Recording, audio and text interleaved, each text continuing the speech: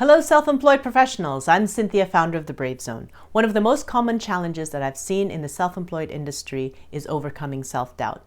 People call it the imposter syndrome, lack of self-confidence, negative self-talk, etc. Doubting yourself while trying to market yourself is undoubtedly difficult. So let's talk about it. Sometimes self-doubt comes from past conditioning. Someone in your past has somehow made you believe that you're not good enough or not worth it.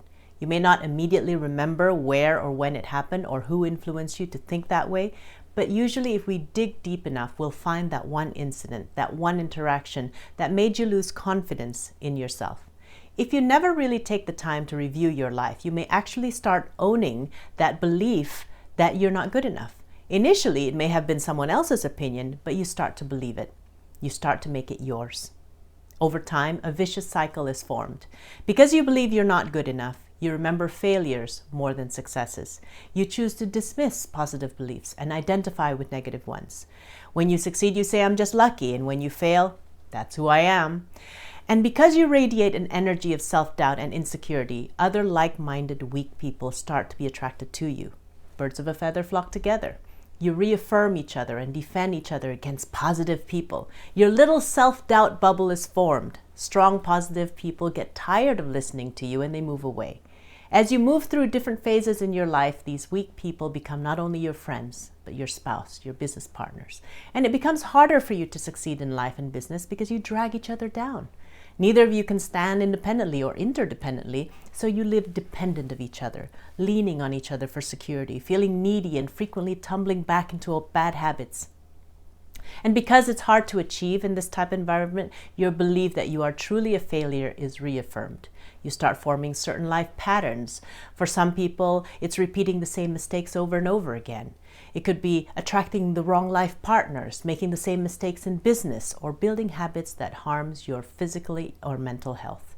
And this is how a vicious cycle spirals you down into an endless negative abyss. So the first step to overcoming your self-doubt is to be aware of it, how it started, and whose voice it actually is. And if it's not originally yours, stop owning it. Make it easy. Let me just tell you about a client, and let's just call her Sarah.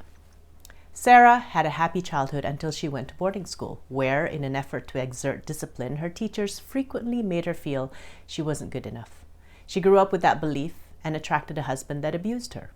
Each time he did it, he told her she wasn't good enough. She was strong enough to end the relationship and met a community that boosted her confidence. And for a while, her business soared and she achieved amazing quantifiable results. She then got into another relationship where, again, she was made to feel she wasn't good enough. Her business tumbled, and when I met her, she was again in self-doubt. She rejected good business ideas and procrastinated on activities that she knew would be good for her business. So basically, her self-doubt was manifested in self-sabotage. Although she had ended her second relationship, her self-doubt still had power over her. So what was the awareness that helped her snap out of it? Well, her self-doubt didn't really originally come from her. It came first from the teachers, then her two husbands. She was told that she wasn't good enough. But the fact is, she was good enough. She had proven with hard facts that she could achieve amazing results in her business. But she didn't yet know how to differentiate between the voices of the past and the hard facts of her achievement.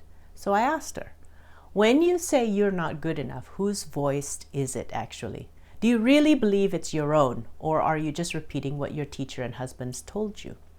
She started to be aware of the difference, but she couldn't verbalize it in an answer yet. So I asked her another question.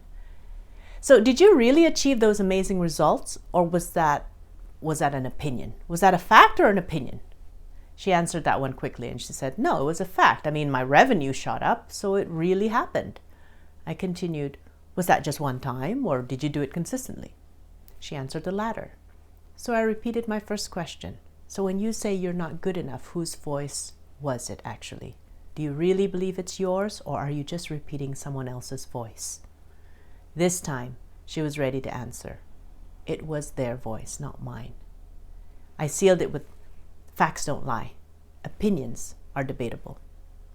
A belief is like a tabletop. It needs legs to stand.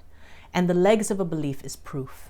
If you've been listening to negative opinions, focusing on your failures and discounting your achievements, then you've been using the wrong legs to support the wrong belief. So if you want to shift to a new belief, you need to collect a new proof that you are indeed good enough. What are the facts? Be fair to yourself. Look at the achievements, not just the mistakes. Take the lessons from your mistakes as your learning point. I mean, that's the beauty of making mistakes. You actually win a lesson. Now, there are many other reasons and interventions to help people overcome self-doubt. Obviously, it's hard to capture them all here. And if you found this helpful, please share it with your community. You never know who's hiding their potential in self-doubt in their closet. They may look all right, but they're screaming for help. Maybe this will shine some light. If you want to connect or talk to me about how to overcome your self-doubt and grow your business, book a discovery call on my website, thebravezone.com. Thank you.